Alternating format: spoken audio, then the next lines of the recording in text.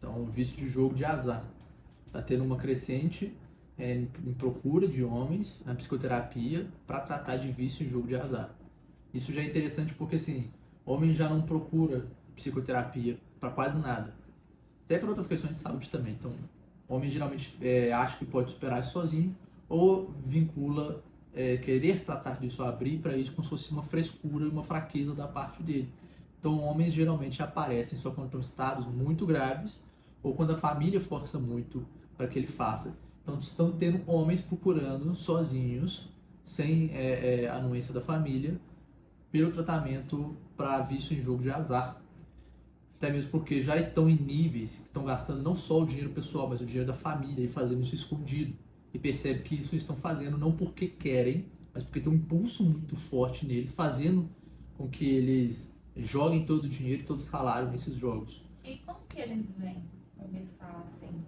Qual que é o comportamento deles? O comportamento é falar direto, já chega e fala, tô com vício em jogo e tô precisando tratar porque já tô gastando dinheiro da família. Já é direto assim. E quando você começa a falar com eles, em pouco tempo depois ele já foge, não quer responder mais, não quer mais se ater ao tratamento, contam mentiras, tipo, ah não, já tô tratando, obrigado, ah não, já parei. E aí passa 10 dias e fala, olha, recebi meu salário ontem já foi tudo embora pro jogo, eu preciso de ajuda. Mas isso está relacionado com outras coisas na vida dele, para ele estar viciado? Assim? Sim, tem várias outras coisas. A gente tem a primeira coisa que acontece para todo mundo, que é uma questão animal mesmo, instintiva, e também uma questão totalmente emocional, porque assim, quantas pessoas não vão também jogar o jogo de azar e não vão ficar viciadas? Podem até gastar uma boa quantia do dinheiro, mas não comprometem o orçamento todo, não prejudicam muito menos a família. E assim, entendem que poderiam gastar um dinheiro em outra coisa, seria melhor para eles, mas não tem um grande prejuízo, e não só a questão monetária, mas na vida mesmo. Vivem de uma forma equilibrada. Tem uns que vivem de forma equilibrada com o jogo, mas tem outros que chegam num ponto mais severo. Isso, e como está sendo uma coisa mais ou menos nova, tá virando famoso o jogo de azar em celular, essas coisas, tá tendo inicialmente procura. E a primeira coisa que chama atenção na psicoterapia é isso. Vários homens, por conta própria, procurando isso, porque até quando você tem um homem que não está confortável dentro de si mesmo e são infiéis, eles não procuram a terapia.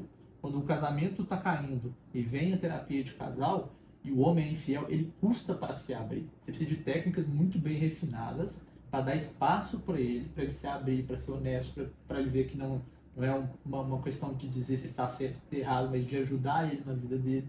E ele tem todas as concepções, tipo, putz, vai me revelar, vai contar para minha família, e eu visto do jogo, tirar o dinheiro da família, entra nesse mesmo patamar.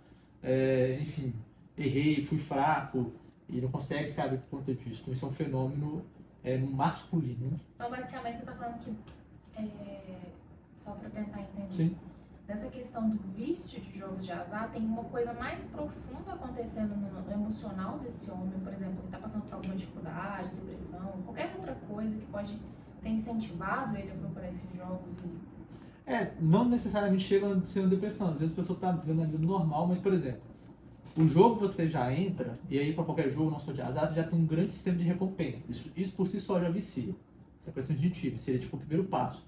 Só que imagina um homem que não consegue se abrir para a família, para a esposa, para a mãe, pai, irmão, primo, tio. Ele tem uma série de fissuras emocionais, vamos dizer assim, que parecem normais. E de fato são normais, todo mundo passa por isso. E aí de repente ele encontra um lugar onde ele tem recompensas instantâneas, um lugar onde ele consegue realizar certas fantasias, um lugar onde ele é altamente estimulante e um lugar às vezes onde ele, entre aspas, é ouvido. Então imagina jogos de azar relativos a jogos de futebol, por exemplo. Então, cara, pô, esse time é bom, esse jogador é bom, aquele é bom, não sei o quê. E ninguém dá muito valor para a opinião dele. Agora ele chega num jogo de azar onde ele monta o time dos sonhos dele, ele é ouvido, ele ganha dinheiro por conta disso. Então ele tem uma série de reforços emocionais, onde aquelas emoções que estavam ali guardadas e dando pressões às vezes em dor de cabeça crônica, irritabilidade, insônia, às vezes até perda de libido, ou seja, esses sintomas de emoção reprimida estão entrando nisso aí. Quando ele entra pro jogo, ele tem esses alívios. Essa emoção encontra num lugar onde, por mais que isso não passe na cabeça dele, de uma certa forma ele se sente realizado, ele se sente ouvido. Pode ser uma fuga dele mesmo? Pode ser uma fuga dele mesmo também, como a fuga da realidade. Os jogos, no geral, também principalmente jogos eletrônicos, de fantasia, é uma fuga da realidade, por certo sentido, mas eu diria muito mais a fantasia. E a fantasia faz parte da vida humana. Por mais que a pessoa não jogue nenhum jogo e tal, isso faz parte da vida humana, porque a vida humana, em certo grau, ela é simbólica também. Só que a fuga da realidade entra como? Quando você entra nessas realidades, dessas fantasias, e elas passam a ser tão satisfatórias que você não quer mais viver no mundo real. Então ele passa a ser o seu norte de vida. Isso por si só já é difícil. Aí imagina todos esses sistemas: repressão emocional, realização de fantasia, condicionamento de instintos, que é o que acontece também. Essas várias coisas chegam a um ponto que, por mais que ele não queira estar ali, tudo chama ele para lá. E o condicionamento de instinto que você falou é o quê? São reforços. Então, por exemplo, imagina um negócio onde você põe um dinheiro e ganha em automático. Imagina um negócio que você faz algum movimento e vê um monte de luzinha, brilho, um parabéns, foguete soltando. Então isso, por mais que seja banal, isso é um reforço de prazer. Isso é um prazer cerebral de fato. Então quando a pessoa ela entra nisso, ela começa a ter essa recompensa, ela começa a estar condicionada e sempre ter essa recompensa, sempre procurar por essa recompensa.